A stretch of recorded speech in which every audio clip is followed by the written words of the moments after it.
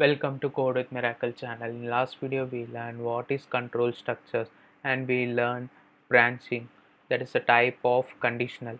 In this video we are going to learn looping, which is also a type of conditional control structures. Now let's get started.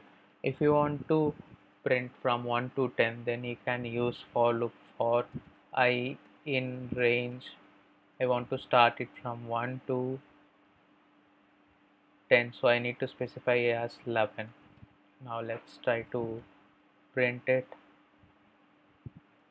save and run. Here you can see printed from 1 to 10, and the default value of start is 0. So if I didn't specify here, print from 0 to 10. Let me show you in terminal. Here you can see it printed up to 10 from 0 to 10. Let's move into iterating the iteratables. You can iterate the iteratables in two different ways. One is using range, another one is without range.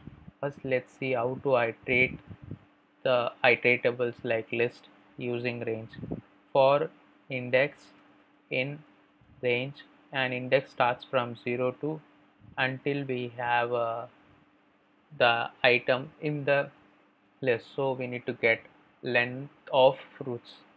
Now let's try to print the fruit. So fruits of index.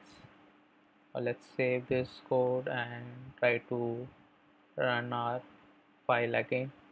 You can see it printed the fruits: apple, banana, cherry, dragon fruit, fig.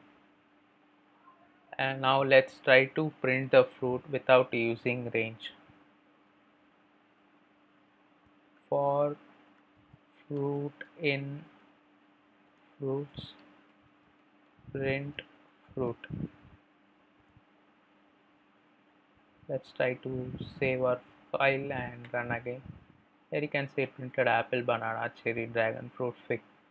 In Python, we prefer to go with second method rather than first method, because in first method, to print each item in a list, you need to find the length of the list, then you need to write the code using fruits of index, whereas in second method you just need to specify for fruit in fruits, then print fruit. So in Python we prefer the second method over the first method.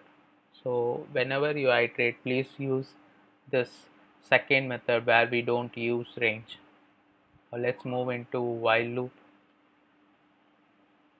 I hope you now understood what is looping. So let me revise this again. It is a programming structure that repeats a sequence of instruction. Here our instruction is to just print the item in a list until specific condition met. Here the condition is to iterate the list until we don't have anything left, like to complete this list from apple to fig. So this is what looping means. Now let's move into while loop.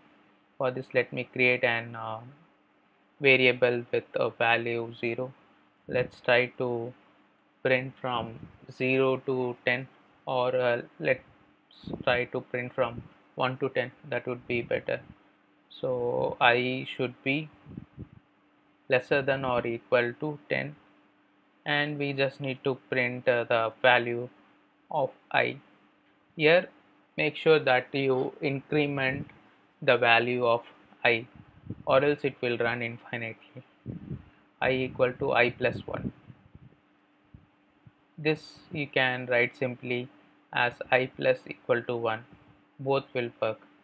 First let me show you with I equal to I plus 1. I'm going to save my code. I'm going to run this file. Here you can see it printed 1 to 10. Let me add some prefix to this print statement so that it would be easy to understand from the terminal. Here you can see it is printing from while loop 1 to 10. You can even use this shorter syntax of incrementing the value of the variable I've saved this file. Now I'm going to run this again. Here you can see it printed the same result. This is how we use while loop. And the last thing that we are going to learn is for else and while else. This we use, say if you want to execute something after the execution of for loop. Execution in the sense like successful execution without any error or any other exceptions. On that case, you can use this for else. Say like after printing the fruits, I want to print something like all fruits are printed. If I want to print that statement, then I can use this else block.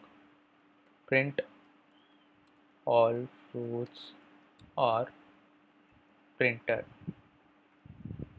Now if I try to run this, you can see after printing the fruit, each fruit, apple, banana, cherry, dragon fruit, it printed this statement, all fruits are printed. You can do this by having this code outside of for loop block, but in Python we have this kind of feature where on successful execution, if you want to print something, then you can put this on else block. So let you can use this for else.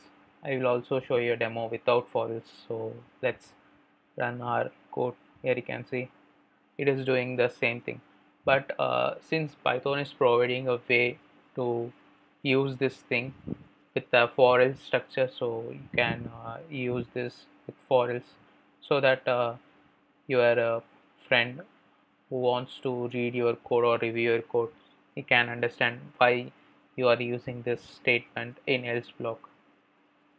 Thanks for watching.